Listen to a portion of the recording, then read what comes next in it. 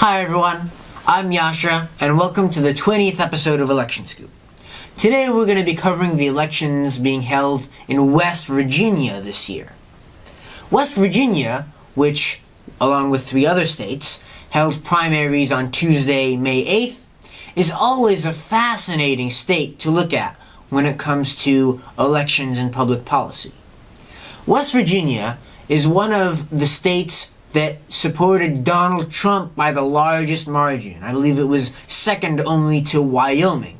And Trump won every single one of the 55 counties in West Virginia by a substantial margin.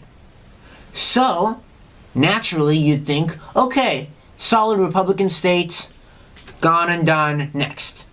But that's not the case. West Virginia is still technically a Democratic state, because Democrats enjoy a very large voter registration advantage, and there's a Democratic senator, and until last year, a Democratic governor. So, how is West Virginia going to vote in this election? Well, it's very much a toss-up.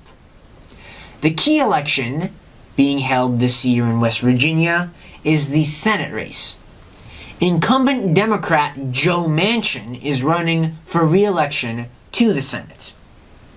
He is known generally as the most conservative Democrat in the Senate, voting with Republicans on many issues like coal that are important to West Virginians. And he's facing a challenge from Republican Patrick Morrisey, who won his primary. Morrisey defeated U.S. Representative Evan Jenkins.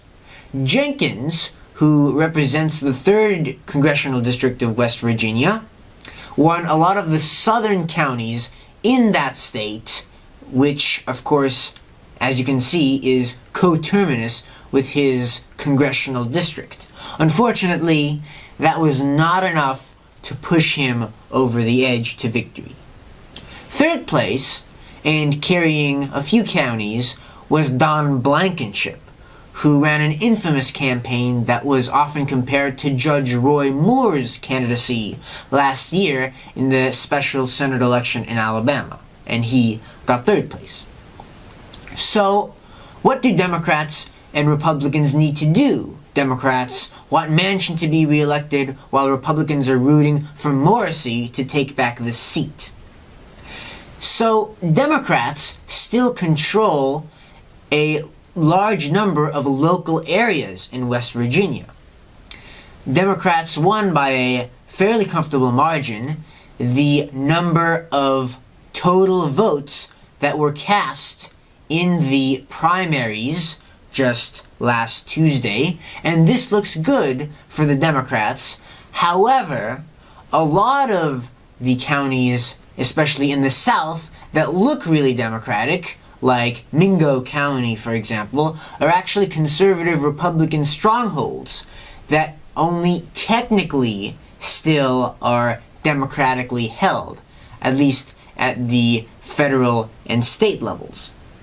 So Democrats need to make sure that ancestrally Democratic but conservative voters still turn out and support them, while Republicans are definitely going to make loyalty to President Donald Trump, who is very popular in West Virginia, a key focus of the campaign. So that's the situation going on in West Virginia. The race is rated as a toss-up, and it really could go either way. We really don't know who has an advantage, and it'll be interesting to see how this plays out on election night. So thanks for watching, and remember, don't forget to vote.